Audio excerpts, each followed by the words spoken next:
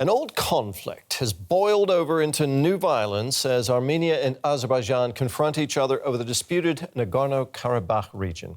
Both sides are using heavy artillery and have reported casualties. Each accuses the other of starting the fight. The area is internationally recognized as part of Azerbaijan, but has been controlled by ethnic Armenians since a war in the early 1990s that killed tens of thousands of people. The international community, including Germany and the United States, have called for an immediate ceasefire. Conflict is always smoldering in the region of Nagorno-Karabakh, but after Sunday's attack on the capital Stepanyan, it might be on the verge of erupting again. Some even fear a full-blown military conflict. The fighting is rooted in a decades-long territorial dispute. Though internationally recognized as part of Azerbaijan, Armenian separatists control the region in the South Caucasus. Both sides accuse each other of starting these latest clashes. The Armenian people have been prepared for the possibility of a war because we realize that the Armenophobia and hatred with which Azerbaijani dictatorship has fed its people for many decades could not lead to any result other than war. It is no secret that the initial fire, including artillery fire, was launched by Armenia, and the first to die were Azerbaijani servicemen.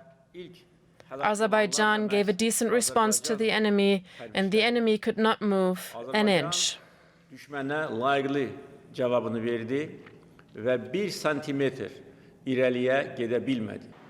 Most of the footage that comes out of the region is provided by either the Armenian or the Azerbaijani Ministry of Defense.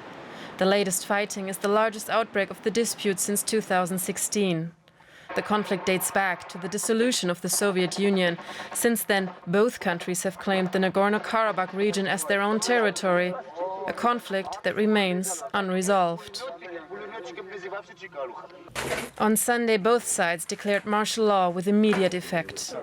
Meanwhile, leaders from around the world are calling for de-escalation. Let's bring in DW's Yuri Resheto here from Moscow. Yuri, this is a long-running conflict between Armenia and Azerbaijan. What sparked the fighting this time?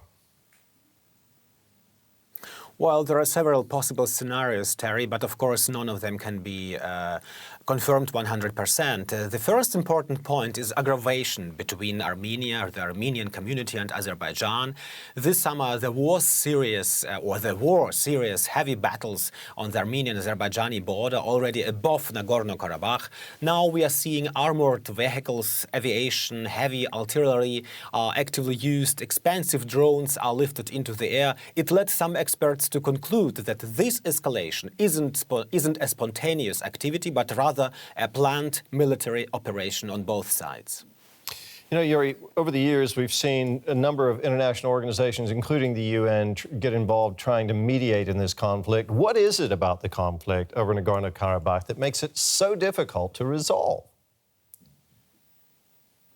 Well, the problem is that borders within the Soviet Union, both states were parts of the Soviet Union, were drawn completely arbitrarily. The whole area was a state for 70 years, and the borders didn't matter. There are dozens of territories in the Caucasus that have been merged or separated randomly. Considering Nagorno-Karabakh, the Soviet leader Stalin annexed this traditionally by Armenians inhabited piece of land to Azerbaijan. And after the Soviet Union collapsed, both states, Armenia and Azerbaijan, became independent, and since then they have been involved in a dispute about this enclave. So Nagorno-Karabakh is a so-called disputed territory which is internationally recognized as part of Azerbaijan, but mostly governed by Armenian people, and Azerbaijan has made repeated threats to take back the region by force.